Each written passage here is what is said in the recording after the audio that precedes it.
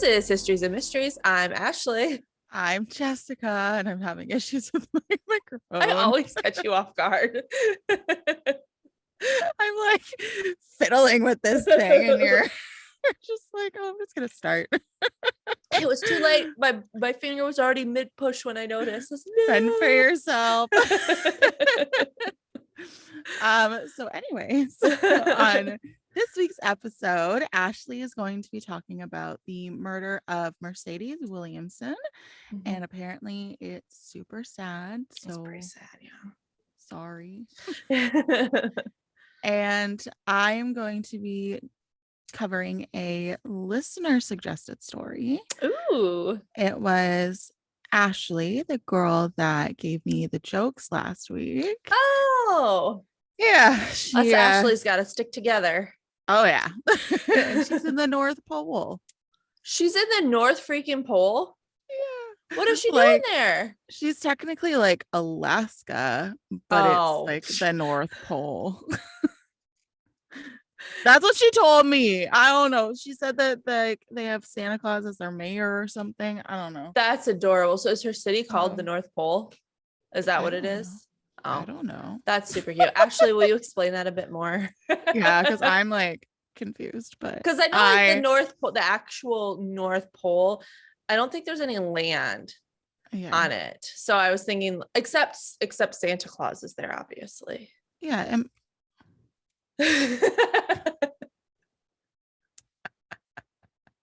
so I thought maybe you were talking about like a surround, like close to the North Pole, surrounding. But I wonder if there's a North Pole, Alaska. Let's look. That'd be cool. I don't know. She gave There is North Pole, Alaska, so that's probably where she's from. That's so cute. That is really cute. They have year-round Christmas decorations, including candy cane striped street lights. Ashley, you should move there. I would love it. Ashley, tell me all about it. That is, oh my God, that's so cute. Christmas is Ashley's favorite season. I fucking love Christmas season. I love everything about it. I know. But I wonder, Ashley, I need to know, how do you get to North Pole? Like, is it like super remote? Like, do you have to fly in or like, oh, it's kind of by Fairbanks. Okay. Oh, okay. I mean, I really wanted to move to Alaska until my story, so well, wait and see. How cute. I should definitely do a trip there. I bet it's Ashley. Is it packed during Christmas time? Because I want to come.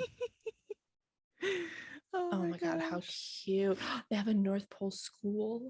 Oh, that's adorable. Their mascot better be like the reindeer or something.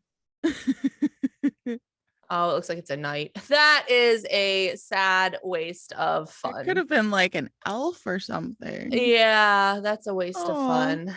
Yeah. All right. Anyway, everybody out there, there's a North Pole, Alaska, and I'm very excited about it. And that's my story.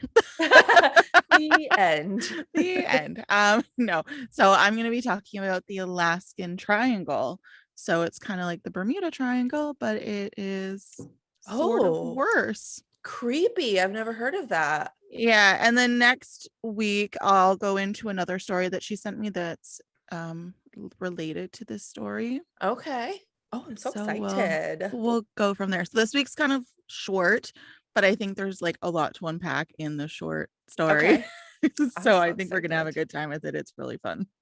Nice. Have you seen those memes where it's like I thought the Bermuda Triangle was going to be a lot more important when I was a kid? Yeah.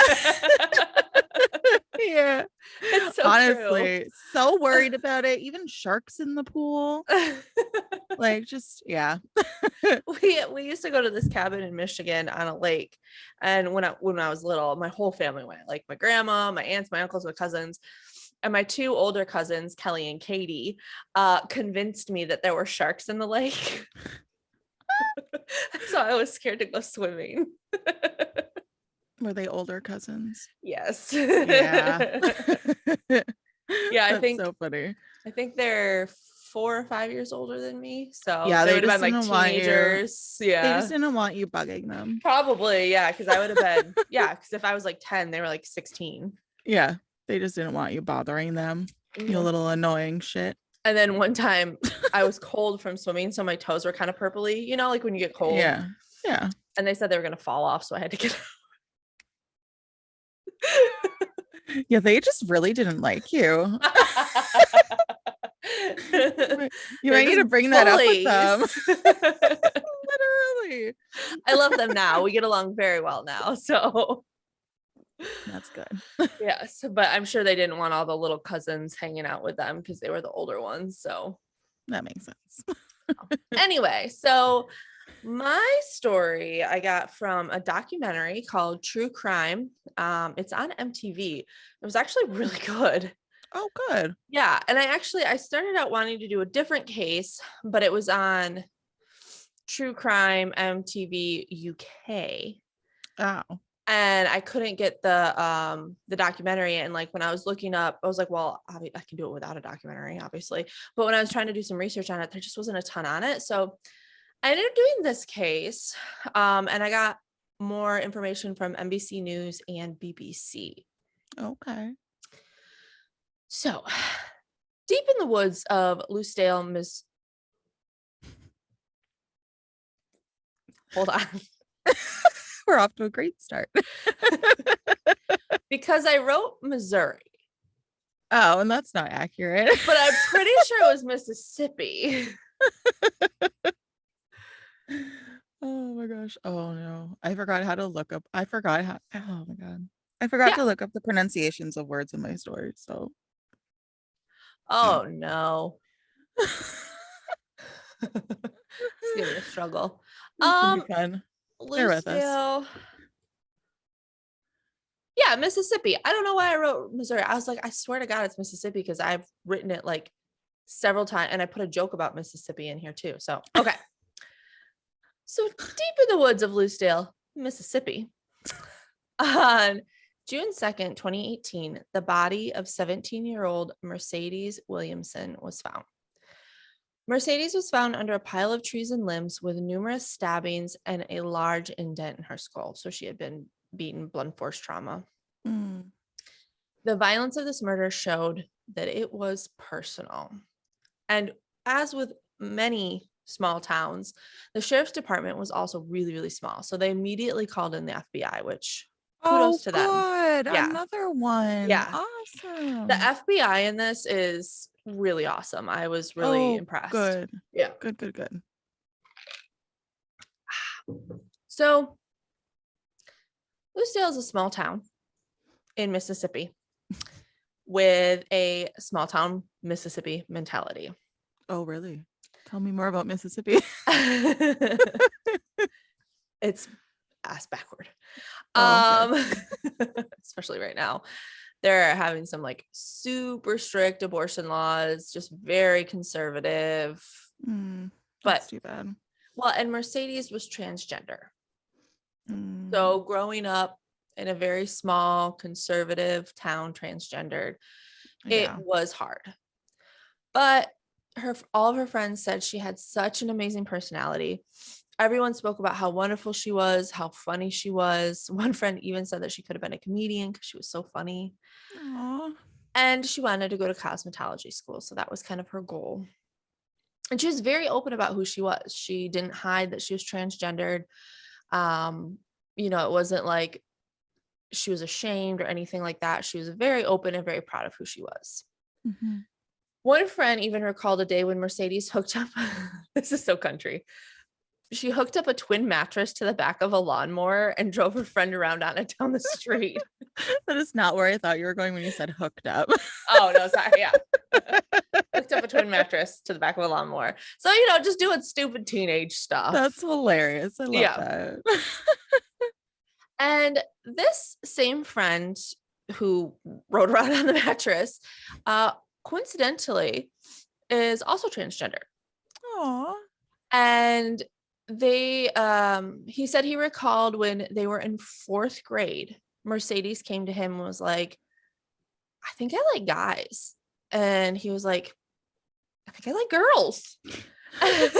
So they started to kind of look into what that meant for them and, their identities and how they wanted to represent themselves. And they kind of started looking at transgender and they're like, this is us. This fits us to a T.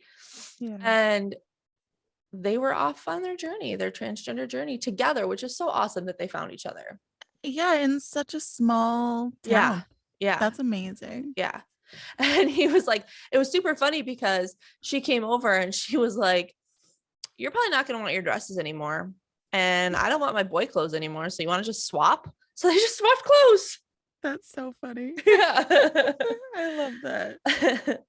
But unfortunately, her family was not as understanding as her friends were.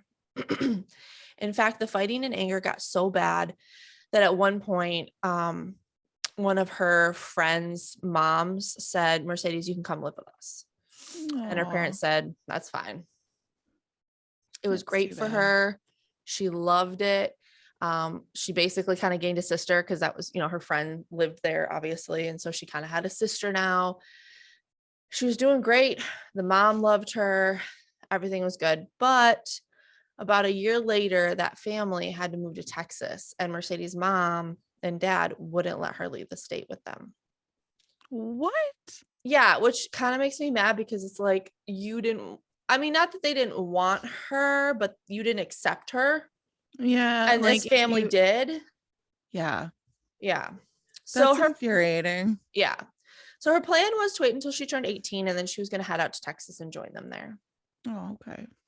But until then, she had nowhere to go and she didn't want to go home.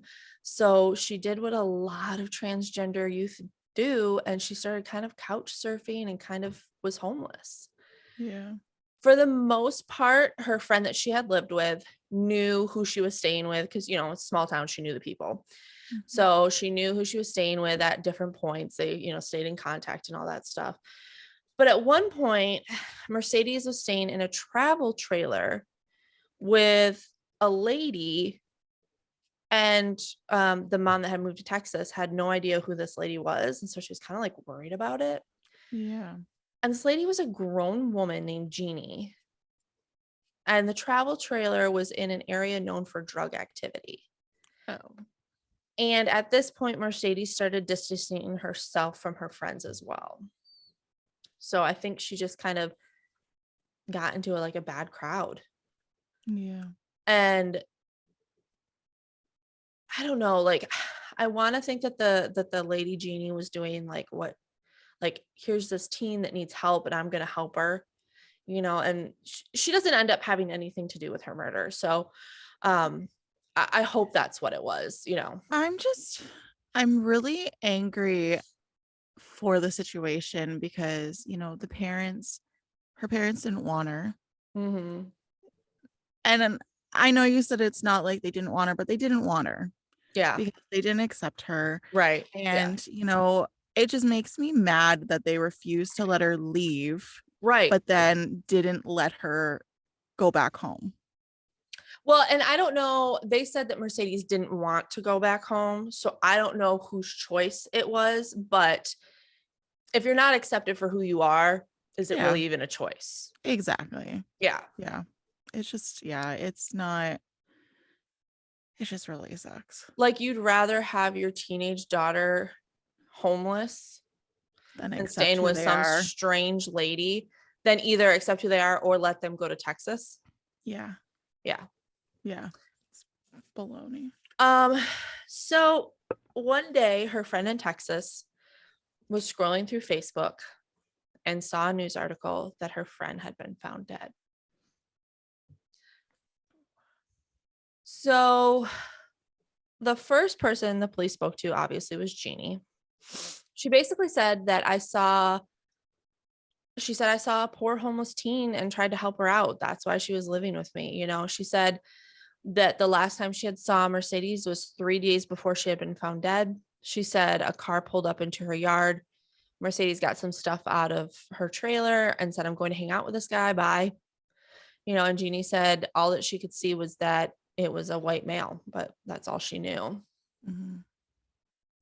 Then a call came in to investigators that was crazy. The caller said, "Hey, my son killed Mercedes." What? Yeah. And the owner or the caller was a man who owned the land where Mercedes' bodies was found. Oh, shit. Yeah. And they're like, can you come down and talk to us? So he did. And he left a written statement saying that his 27-year-old son, Josh Valum, killed Mercedes. Why is it always someone named Josh? It's always a Josh. Although I do have to say, I knew one Josh in high school. His name was Josh. Well, I'm not going to say his full name, but he was adorable. I had a huge crush on him, and he was super, super sweet. Aw. And as far as I know, he hasn't murdered anyone yet. Yeah, I knew a Josh in elementary school, and he used to be a little cray-cray, but he's really nice now. Yeah. This Josh was a pretty good friend of mine. He's very sweet.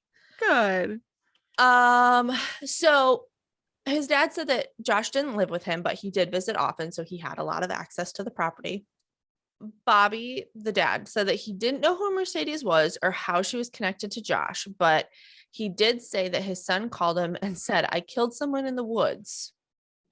But then and then didn't tell his dad where he was. So it's not like he could tell police like, "Oh, he's hiding out here," or whatever. What?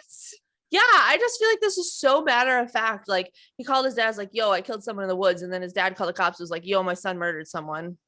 Like, okay. What? Yeah.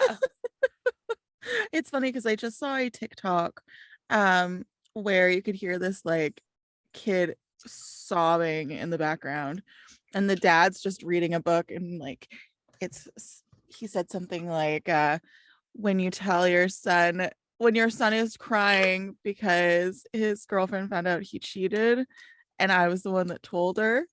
Oh no. It was like, yeah. Yeah, not raising no cheater. Yeah. Not raising a murderer. Nope. Yeah, if I found like there's nothing my child could do to make me stop loving them. But I also realize that they need to have consequences for their actions. And if Oliver ever murdered someone and I found out, you need to face the consequences. Yeah, I'm gonna tell on you. I'll still love you. I'll come visit you in prison, but you ain't gonna murder someone and get away with it. No, exactly. And there's so many people that just like don't believe it, right? Yeah. Oh, not my little boy. Yeah. Well, They're of course, a pillar of the community. my little boy will never do that. So he's gonna be a perfect angel forever. So will my child, although she has like a little crazy streak. Oliver's just like the sweetest little baby. Like, I would be shocked if he turns out crazy, but my soon-to-be daughter will probably be the crazy one, I think. Evie's crazy. She's like the sweetest little girl. Like, if you are not looking at her and she wants to talk to you, she'll grab your face with both of her hands and turn your face to look at her. That's and so then I'll cute. And then I'll turn my head away just to be like funny. Yeah, and then she'll grab my face and go. Cute. She's so funny. But if you say no to her, even if you're like, "No, thank you," like you're very sweet about it, she'll like bottom lip comes out, head goes down, and she just like sulks away. Oliver's like that too. If you tell him no, he puts his head down. Doesn't matter what it's on, he puts his head down. Yeah. But like all the way down to like rested on something. He's so weird. Oh, jeez. Well, and the thing is, like, what other word do you say, right? Yeah. Because it's like, no, thank you. Like, I you're like not no, being thank mean. You. Yeah. I do too. Like, rather than just saying no, it's no, thank you. No, thank you. Or I'll say no. Yeah. Because he's still not talking yet. So I try and keep things really easy, you know? Yeah. No, for sure. All right. Maybe he's a chatterbox. Oh, he chats. Yeah. Just it's not words. That's okay. But he chats. Oh, that's good. No, she has a lot of words, but she won't say yes for whatever reason. She says no. She'll say mama, dada, nanny, Papa, doggy, kitty, wawa, like water, Uh-huh. cereal, milk. She'll, instead of saying please, she says cheese. That's cute. She says a lot of words. She's That's awesome. insane. That's awesome. Watch Miss Rachel. Oh, we have every once in a while I'll put on Miss Rachel. He really likes her. Yeah, she's awesome. She has a TikTok. I know. I found her the other day on TikTok. I love Miss Rachel. She's a very awesome. I like her a lot. I learned things from her. I learned yeah, mom and dad, the sign language for mom and dad, and for water. Yeah. Well, it's funny because Evie and I went to the mall the other day together, and it was getting kind of later, so I got some fries to eat on the way home. Mm-hmm. And I would just like pass them back to her in her car seat, and her hand would just be like this. She'd be like, and I'm like, okay. And so I would like give her another fry. And then I said, okay, can you say more, please? And I looked back and I see her in the background just going like this. I'm like, I can't see you. Mom, figure it out. Yeah. That's cute. It's so funny. That's adorable. Anyways, back to Mercedes. I'm so sorry. No, you're fine. Okay, so this was a decent lead, obviously. Oh yeah, the dad said that his son murdered somebody. Okay. Yeah. And where Mercedes' body was found, it was extremely remote, hard to get to unless you like knew the land and had some pretty good access to it. So yeah, they decided to look into Josh's criminal record, and boy, did he have one. Oh no. He was arrested for indecent exposure, parole violations, and domestic violence. They also noticed in his intake photo that he had a lot of tattoos and several that revealed he was a member of the Latin Kings gang. Ooh, can you tell me more about that? Yes. So the Latin Kings are one of the most violent gangs out there. They originated in Chicago, but they're all over. The FBI was pretty shocked they were in Mississippi, but they're just basically a gang that's super violent. That's not good. Yeah. So they're like, okay, well, we need to talk to him, but where is he? But thankfully, another police department called and let them know that Josh's car was sitting outside of a known gang house in Gosay, Mississippi, which was about 45 minutes away from where they were at. So because this was a known gang house and knowing how violent the gang was, they called in the SWAT team and had everybody come out with their hands up, but unfortunately Josh was not there. They did take his car and they found a bunch of tools and blood spatter. They could determine that it was human blood, but he had used bleach to clean it up, so the DNA was too degraded for them to make a DNA match. Oh, that sucks. Yeah. They searched the house and they interviewed 3 people. 2 people did admit they were gang members, which was super weird. Like, what is up with this story? I know, everybody's just like, sure, here's all my information. I'm guilty. Yeah. Super weird. But it did put pressure on the gang to get Josh to turn himself in, because here's the FBI raiding their gang house, talking to their gang members. They don't want that. No, they do not want that. No. So a few hours later, Josh walked into the police station and said, "Hey, I'm here." What? What? This isn't real. I know, right? I think it's because the gang told him to. I think they said, "Josh, you need to turn yourself in because we don't want the FBI snooping around." And you just do it? Well, it's either that or you get murdered by your gang horribly. I'm not even going to say what I was going to say, but I don't know. Okay. I think rotting in jail is a lot worse, but I agree. But I mean, when you're in a gang, you do what they say, right? Yeah. So he said he got out of prison this past year and he met, quote, this person. He didn't ever refer to her as her or Mercedes. He just said this person, that person. Mm. Thankfully, he didn't say it, which a lot of times you get. But he said they talked and he grew to like the person a lot. So you can see he's Aw. disassociating Yeah. her with, Yeah. yeah. He said that he and Mercedes were just friends and were hanging out. But in the same sentence, he also said he spent the night and slept in her bed. He said they were kissing, but they didn't sleep together. So he just kind of like assumed she was a virgin. Interesting. Okay. Yeah. So apparently they dated for about 6 months and then split up. And he said on May 30th, their relationship changed. He hadn't seen her in a while. And then all of a sudden he saw her like walking down the street. Again, small town, not that surprising. And he drove by and asked if she had plans. And she said no. And he said, well, you do now. Get in. He said, I made my intentions clear. I told her I was horny and just wanted to have some sex. Oh my gosh. Okay. So he took her 50 miles back to his dad's house because that was the only place he could think of. He didn't have a residence in Mississippi, so that was like the only place he could go. He said he started making out and he moved his hand and felt, quote, something that wasn't supposed to be there. And then he said, and here's where the it comes in, that person wasn't who I thought it was. So shitty. I hate that. And I mean, Me too. it just seems weird that, you would date for 6 months Exactly. and not know about that.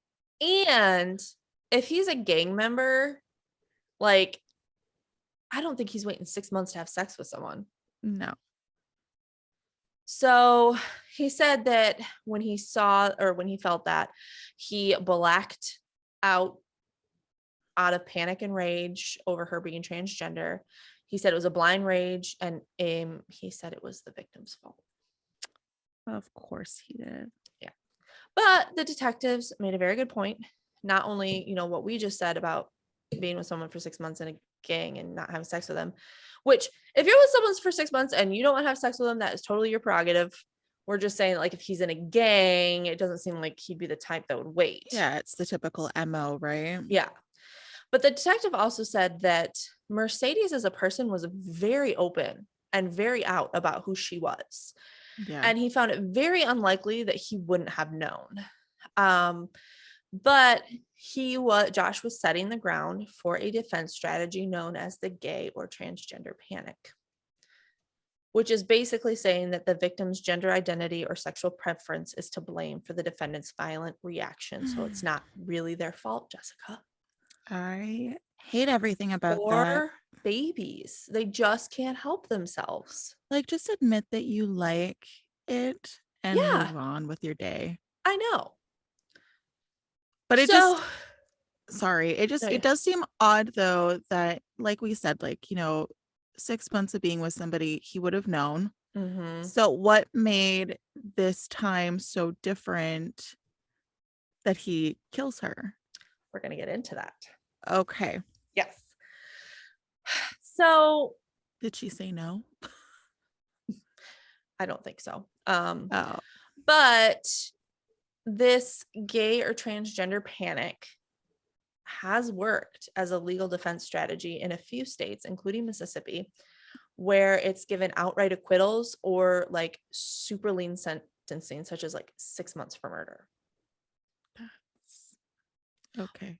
Which, aside from the fact that it is the stupidest thing I've ever heard and super degrading, nobody uses that excuse for anything else. Like, it's not like you say, oh, I'm a Christian and I found out that they were, I don't know, Hindu, and I went on a blind rage about it and killed. Like, nobody else uses that excuse. Why is that an acceptable excuse for gay or transgender people? And like, blacking out isn't a very common thing. Yeah. Like, it just seems too convenient, Yeah. It's so stupid. He also said, quote, you ready for this bullshit? No, but go for it. It's not my fault. She got into my car after I told her I wanted to have sex. Yeah. Okay. But like, he probably, I don't know. He He's said probably very forceful about it, but I'm sure. He said he remembers screaming at her, but he didn't remember what he said, but he could remember what she said. oh, okay. Yeah. Because And you were so blacked out, right? right. But he said that she said, "Oh God, Josh, please no." So sad. I hate everything about that. Yes. And the FBI didn't want this douche canoe to be able to get away with this. And they thought it was super weird that he wouldn't have known that she was transgender. So they started asking around. And her friend said there was absolutely no way he didn't know. And one friend named Rachel said that she was positive he knew because they were at a party and Mercedes and Josh were having sex in another room, like very loud sex. Oh my gosh. Like Okay. clearly sex. Like, dude, come on. Yeah. And the evidence that they found in a data dump of Josh's mobile phone had a lot of gay porn and nearly 100 images of naked men on it. Okay. Buddy, like, how did you think that you were going to get out of that? I know. And the thing is like, if you're gay and you're not okay with being gay, that's something you need to work out on your own. Don't take it out on other people. Yeah. But they also wanted to see if the Latin Kings had any bearing on what Josh did. And one of the things they did confiscate from the house raid was the Latin Kings bylaw. Or the bylaws. And one bylaw said that no member should be involved with homosexual activities. Now, because they all seem to be homophobic, they would consider that homosexual activity. But as we know, trans women are considered women. So it would be heterosexual activity because she was a woman. Yes. But, you know, they didn't care about that. And they're like, the detectives were like, this could be a motive. If he's not allowed to engage in any homosexual activity, otherwise they have serious, serious consequences.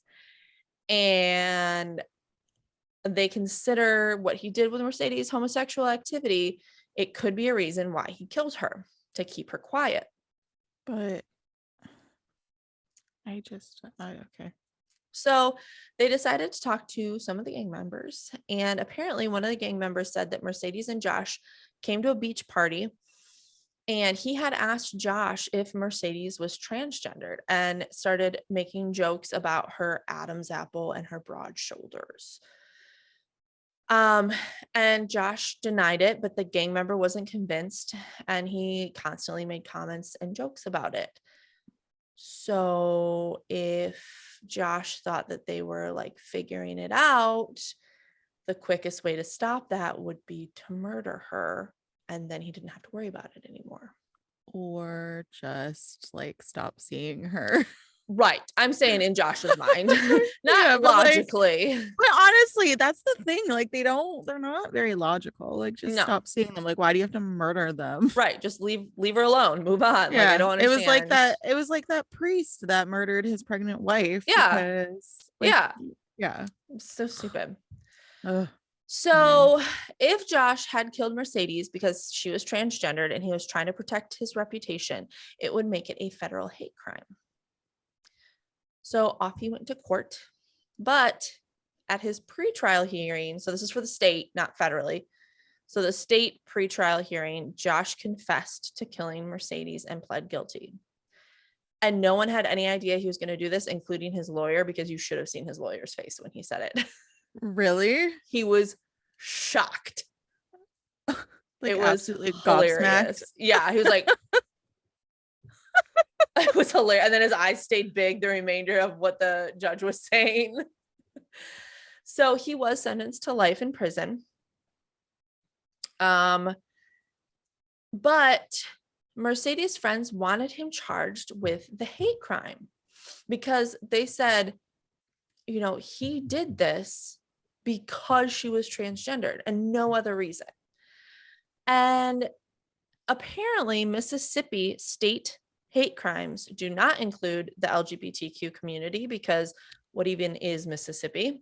But the FBI was already involved, and federally hate crimes do include LGBTQ community. Oh, good. What is with Mississippi? It's so awful. So if they prosecuted Josh federally, it would be under the Hate Crimes Prevention Act. And so they decided to do that.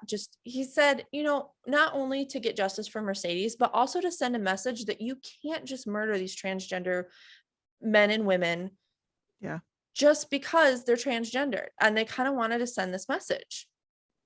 So 6 months after his state crime, Josh also pled guilty to a federal hate crime as well.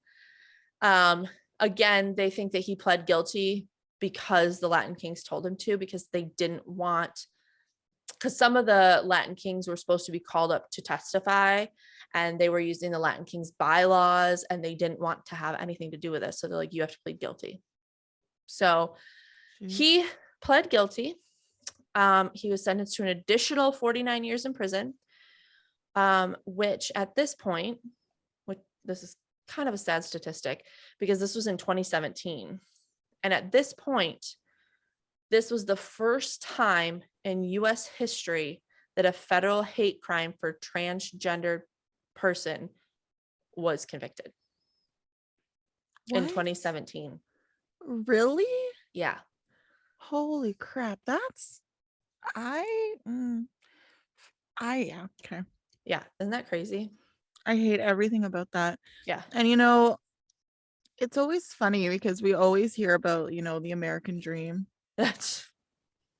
Yep. And your country is like going down in flames right now. It really is. It really, I am so sorry for all of you awesome people that have to live in that country, because there's just a lot of ass backwards things going on right now. And I mean, there are here too, but I don't feel like it's to the same extent. Yeah. I think, I mean, not to get too political, but I think Trump really changed America. I mean, not that this wasn't always here, because it was, but he made it more acceptable to be out and about it. Mm-hmm. And to have these crazy politicians in power and his little cult following him. So I think he forever changed the American landscape. That's sad. Yeah. I wish Barack could come back. I do too. I love that man. Yeah. So here's a quote that's going to infuriate you. Are you ready? No, I'm not ready, because this whole story has infuriated me. So this is from Josh. He said, I'm secure in my relationship with God, but I don't know that Mercedes was secure. So I have to live with the fact that I killed Mercedes and that she is now in hell.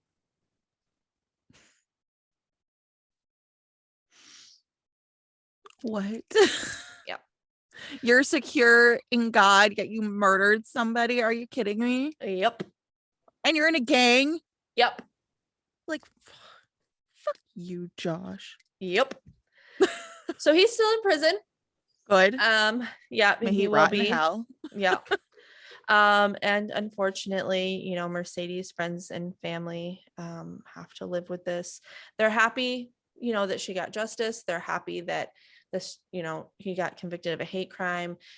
One of her friends said that, they just wish that she didn't have to be the first one. Yeah. And it is really sad, that's the first one. Yeah. And that's the story of the murder of Mercedes Williamson. Thanks. I hated every part of it, but it was very well done. Thank you. You're welcome. Yeah, that was a sad one, but I'm trying to do more minority communities, like transgender, women of color, that kind of stuff. So next week I'll try and do something similar, but yeah, it's just really sad. It's really sad. I hate that that's what our world is right now. I know. And I just, with so many things like this and so many political things right now, I just don't understand why People can't mind their damn business. If you don't like gay people, don't be gay. Yeah. If you don't want an abortion, don't get an abortion. But why is everybody so hell-bent on pushing everything else on their beliefs on other people? Exactly. That's the problem. They are, because they want everybody to be the same and in line, and yeah. If you don't like it, don't do it. Just move on. just ignore it. Yeah. So anyway, let's hear about something cool like the Alaskan Triangle. Okay. I'm very excited. I am too. Okay, so I got my sources from Legends of America, thetravel.com. Oh my God, my eyeball. Discovery.com and the Travel Channel. Oh God. Okay. So again, it's a shorty, but it's a goodie. Good. And Ashley even helped me find, like, she sent me some links to these Oh, stories. So that was nice. And then I obviously did my own research. nice. But it was funny because I read like a lot of different resources and they all basically had like the same setup, the same info. So it was hard to find a lot of different information, but Gotcha. we'll go through it. Sounds good. And apologies for my pronunciation of certain things because it's been a busy week. All right. So the frontier state's remote wilderness contains the Alaska Triangle, often known as Alaska's Bermuda Triangle, where mystery abounds and people go missing frequently. Due to all the activity that individuals have reported seeing there, akin to the Bermuda Triangle, some even refer to the Alaskan Triangle as the Devil's Triangle. Oh. Yeah. I want to look up where this is located. Yeah, I'll post a map of it as well on our Instagram post. Okay. Are you looking it up? I am. Okay. I'm going to tell you as well, but okay. Oh, I see it. Okay. yeah.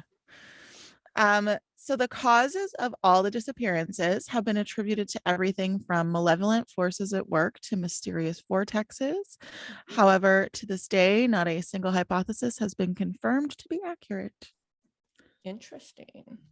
Many others believe that extraterrestrial activity may possibly be to blame because the region reportedly receives more claims of UFO encounters. One of the craziest claims is that Bigfoot exists. However, in Alaska, he is known as Kushtaka, who is a predator who draws unwary individuals into the forest. Oh, I like to think of my Bigfoot as nice and fuzzy. Right? Not like a big, burly, scary guy. Yeah, nice and fuzzy. Yeah. The Alaska Triangle connects Anchorage, the state's main city in the south, Juneau in the state's southeast panhandle, and Barrow, a small town on the state's north coast. In October 1972, a tiny private jet carrying U.S. House Majority Leader Hale Boggs, Alaska Congressman Nick Begich, I don't know, an aide, Russell Brown, and their bush pilot Don Johns mysteriously disappeared while en route from Anchorage to Juneau. Oh.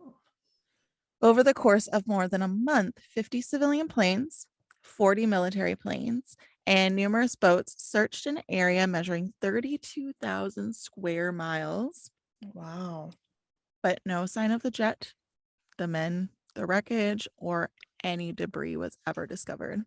That's crazy because if you look at where like the triangle is and where Anchorage to Juneau is, you go over a little bit of ocean, but not a ton. I mean, unless they like really swung it out, but even then, like it's so close to shore, you wouldn't think it would be that deep and that hard for them to find. There's a lot of mountains though. Oh, okay. Okay. Yeah. And a lot of snow cover and ice and yeah, that's true. Yeah. The silver lining is that Congress passed legislation requiring emergency locator transmitters to be installed in every American civilian airplane as a result of this tragedy. Oh, okay. After that, other planes crashed, hikers vanished, and locals and visitors to Alaska appeared to vanish into thin air.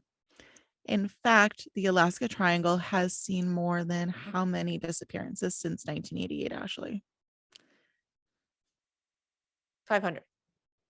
16,000. Oh my gosh. With a Whoa. missing person rate that is more than twice the national average. That's insane. In Alaska, 500 to 2,000 individuals go missing every year and are never found. Authorities send out hundreds of rescue efforts, but they frequently come back empty-handed and without even a scrap of evidence or the missing individual. In 2007, it was reported that Alaska state troopers responded to 85 reports of missing boaters, 100 reports of missing snow machine operators, and 42 rescues of hikers who had been reported missing. Wow. I mean, I would expect that area to have a higher number of people missing just because the Alaskan landscape is so brutal. But I wouldn't think it'd be that much. Holy crap. Excuse me. Yeah, no, it's insane. Yeah. That is why it is called the Alaskan Triangle. Yeah. That's crazy. And crazy that we never heard about this one, but we hear about the Bermuda Triangle. Yeah. Yeah, when this one seems like it would be more of an issue. Yeah, for sure. In addition to the above noted theories, like the extraterrestrial, the vortexes, all that kind of stuff, the wilderness itself is most likely the cause for all of these missing persons. This region is home to thick forests, jagged mountain peaks, enormous glaciers, secret caverns, and deep crevices where missing hikers or wrecked planes may easily be buried before being covered by snowfall, erasing any traces of human activity. Well, and I guess I was going to say, but then why? I mean, that sounds like a lot of Alaska, right? So then why isn't it as prevalent in other places in Alaska? But I think that probably the travel from Anchorage to Juneau is probably a lot more prevalent than the travel anywhere else in Alaska. Yeah, exactly. So that does make sense. Yeah, but especially because they're like the main cities, right? Right. Yeah. This tough environment is home to several wild species as well, and is frequently susceptible to extreme weather, including avalanches. Yeah. That's not good. Alaska contains more than half of the country's federally designated wilderness and dangerous natural disappearances. Alaska has a coastline that stretches for 33,000 miles, has more than 3 million lakes, has untamed animals, and has winters that cover much of the state in snow and ice.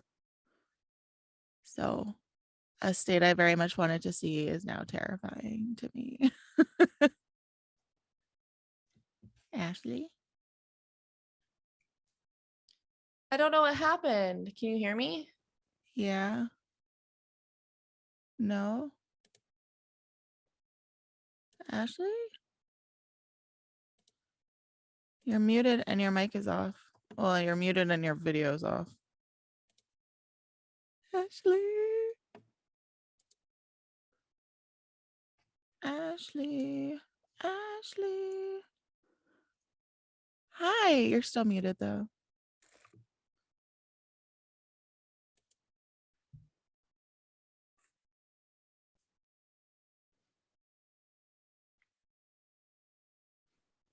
I have no idea what happened. All of a sudden, my camera went out, my speaker went out, it all went out. That was weird. Did you hear me though? Yeah, I heard you. Okay. So apparently, the Alaskan Triangle doesn't want us talking about it. Imagine. Anyways, yeah, I'm like terrified to go to this state now. But okay, sorry, go ahead. No, that's okay. Many people, nonetheless, agree that the triangle contains energy vortexes. Oh. It is believed that energy vortexes are swirling, concentrated areas of energy that are found where the energy crackles most strongly. Positive and negative impacts are produced as the energy radiates in a spiraling cone shape in either a clockwise or counterclockwise direction. They are believed to have a variety of physical, psychological, and emotional effects on people. Positive vortexes provide an energy flow that is enhancing by spiraling upward in a clockwise direction. This is thought to promote self-discovery, meditation, healing, and creativity. I feel like Sonoma, Arizona has like a positive vortex. I could be wrong. Oh, cool. To be inspired. Oh, God. Oh, no, I was right. To be inspired, rejuvenated, or elevated, people will seek out these locations. The Egyptian pyramids, Stonehenge, the Sedona Desert, and revered churches all around the world are a few locations where positive vortexes are rumored to exist. Oh. Negative vortexes, on the other hand, spiral downward in a counterclockwise direction, draining or diminishing the good energy around them. Oh. They are thought to contribute to a variety of health issues in people, including anxiety, sadness, nightmares, disorientation, and both visual and auditory hallucinations. Wow. Mhm. They allegedly also lead to the malfunction of electrical equipment. The Bermuda Triangle, Japan's Devil's Sea, and Easter Island are a few locations that are reported to be home to negative vortexes. Oh, wow. And honestly, it seems really likely that that would be the case here because, if your equipment's malfunctioning, you are hallucinating, Yeah. all that stuff, right? Yeah. So I feel like, That's and crazy. you know what? Like that might have even been the case with like the Diet Love Pass, Oh, maybe. right? Yeah. Interesting. So are these vortexes like supernatural thought, or are they like scientifically like these are real? I mm, I will get into it. Okay. Okay. Okay. Large concentrations of magnetic anomalies have been detected in Alaska as well by electronic sensors. Some of these anomalies have thrown compasses off by up to 30 degrees. Oh, wow.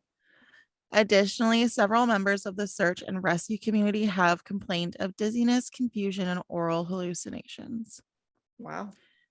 It's unclear whether energy vortexes are real, but Okay. to me, it seems like it could be very likely. Yeah. Yeah, for sure. Mhm. I mean, I feel like it's probably a supernatural thing as well as some science behind it, Yeah.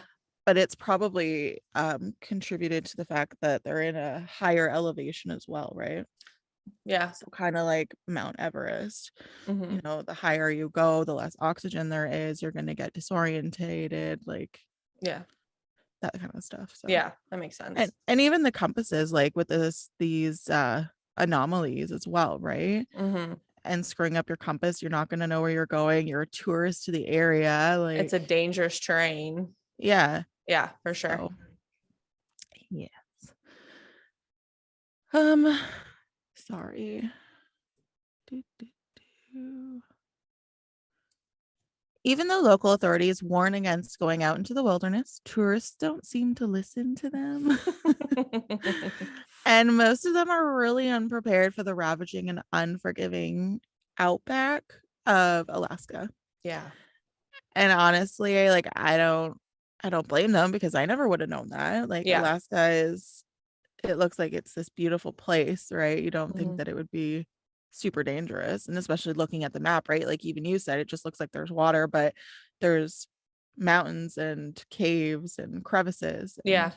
And so crazy. Yeah. A military plane carrying 44 passengers also vanished in 1950, leading many to speculate if the weather played any role in the incident. Similar events occurred in 1990 when a plane carrying 340 people vanished. Oh. However, a British South American Airways plane crashed in the Alaskan wilderness in 1947.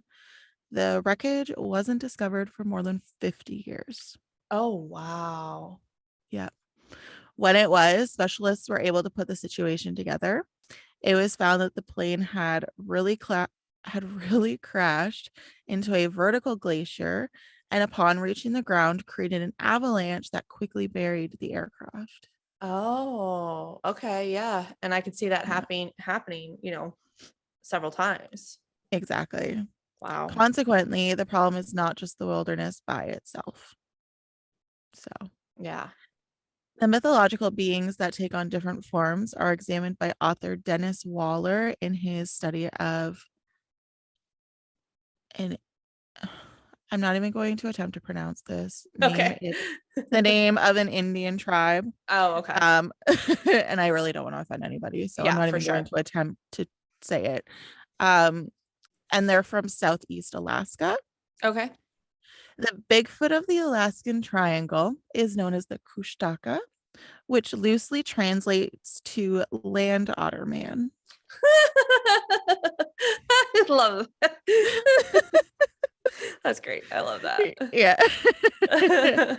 According to legend, the creature lures victims to a nearby river where it rips them to shreds or transforms them into another Kushtaka by taking on an irresistible shape like a family or helpless infant. Okay, so what I heard was that it lures them to the river where it lets them scritch behind its ears and then lets them go. That's what I heard. Wouldn't that be nice? And I think I'm gonna get more into him next week. I don't know Okay. though. Don't hold my word to it, but I'll try my best because he Okay. seems really interesting. He does, yeah. So there are other people that also went missing, and I will touch on them. Because this was the only article I could even find on people that went missing. Will you, real quick, will you spell the creature's name? Yeah, Kushtaka. I want to see what he looks like. Oh, Kushtaka. he's scary. Is he? I haven't even looked him up. Yeah, he's real scary. And then they have a picture of an otter holding a spear. I love everything. He's about got that. like an otter face and then a super long neck and then like a really muscular, creepy body. Ew. He's not great looking, but I still would like to scratch him behind his ears. Oh, nice. He's got a cute little otter face. Oh, I Okay, love so otters. No, go that's ahead. okay. All right. So the first one is Thomas Anthony Nuzzi, who was a nurse who worked all over the state and had no fixed address. Instead, he resided in motels while he was on duty. He was working in Bethel, which was only a short flight away, but had been staying in Anchorage. After missing work on June 19th, 2001, Nuzzi was reported missing. The night before he vanished, security footage of him at a gas station was found by the investigators. In the station, Nuzzi and a woman were buying cigarettes and snacks. The motel's housekeepers later reported seeing an odd man and woman in Nuzzi's room. At his nearby storage facility, Nuzzi's bicycle was discovered. 12 miles outside of Anchorage, his Jeep was discovered. The second man, the woman, and Nuzzi were never located. That's weird. Yeah. He tried to scritch him behind his ears. On August 17th, 2020, Frank Minano, 69, was reported missing from Nenana. I hope that's how you say it. The center of the Alaska Triangle is Nenana, which is situated roughly 60 miles to the west of Fairbanks. Okay. Authorities were informed by his family that they think he got lost in the woods, although Minano was described as a traditional educator and mentor on culture, hunting, subsistence living, and honoring the earth. Although So I could see that going one of two ways. One, I could see where people would say he knew too much to let himself get in trouble. Or I can see it going where he thought he knew enough to keep safe and he didn't. Yeah, exactly. Mm-hmm. Although it has been more than a year since Minano went missing, authorities suspect he sought refuge at a nearby cabin on the first night he went missing. but he has not been seen since. Hmm. That's sad. On June 3rd, 2019, Shanna Oman traveled to Fairbanks to see a friend. 6 days later, when Oman's roommate reported that she hadn't come home, police were contacted. Her cell phone's last tower ping was on June 4th, although she was headed for Eagle River. The woman was sought after by a police dog and a helicopter, but she was never located. Hmm. In 1995, Leonard Lane, a 73-year-old World War II vet, was in Fairbanks taking in the 4th of July parade when he disappeared. Because of his combat injuries, it was noticed that he walked with a noticeable limp. The man's possible fate was unknown to police, who had no leads or information. He was ruled legally dead in 1997, but the case has never been resolved. On the evening of October 11th, 2014, Jael Tiara Hamblin, a 20-year-old mother, and her roommate went out to eat. The women went back to their homes, but Jael, is it Jael or Jael? It's like Jael. I don't know. I would think Jael. Jael. Okay. So even though they both went back home, Jael made the choice to go out alone once more. Her roommate discovered Jael's unmade bed and her vehicle still parked in the driveway the following morning. 5 months later, her purse was discovered buried in the snow, but Jael hasn't been seen since. So she went out on foot? I don't know. That's weird. Mm-hmm. Yeah.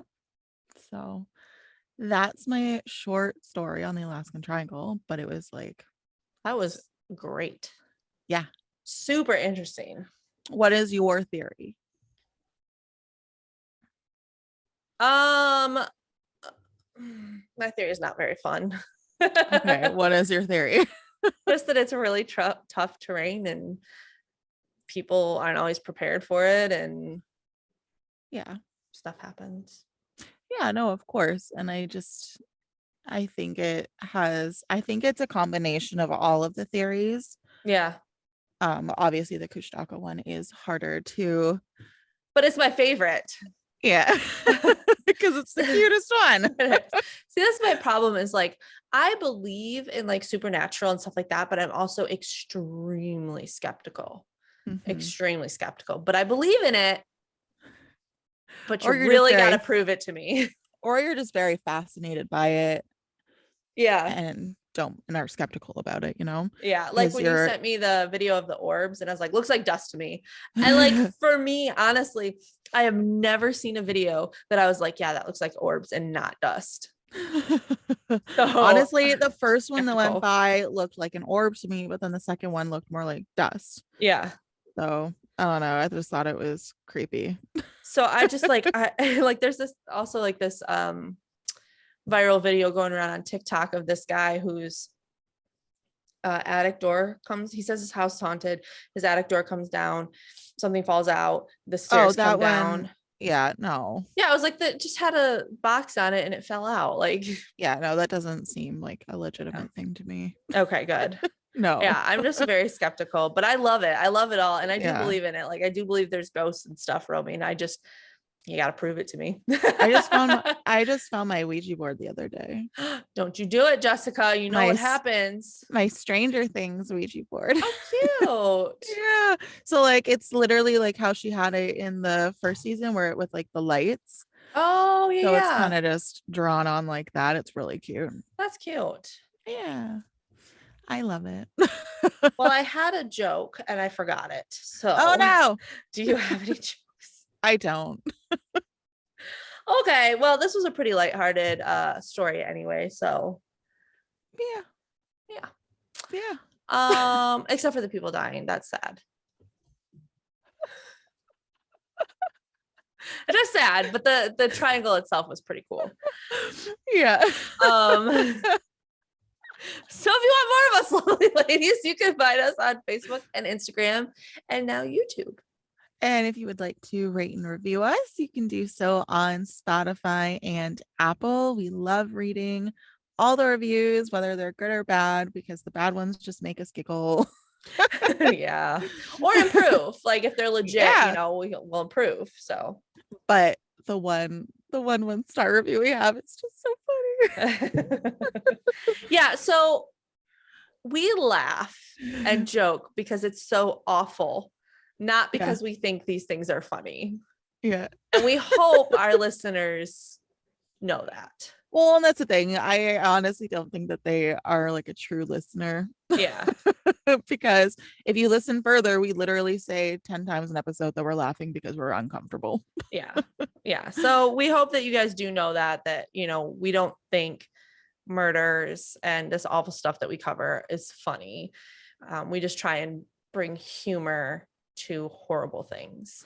Because we don't want everybody to come away from our podcast feeling depressed and sad. Yes. So yeah. Anyway, on that note, we look forward to bringing you 2 new stories next week. Bye. Bye.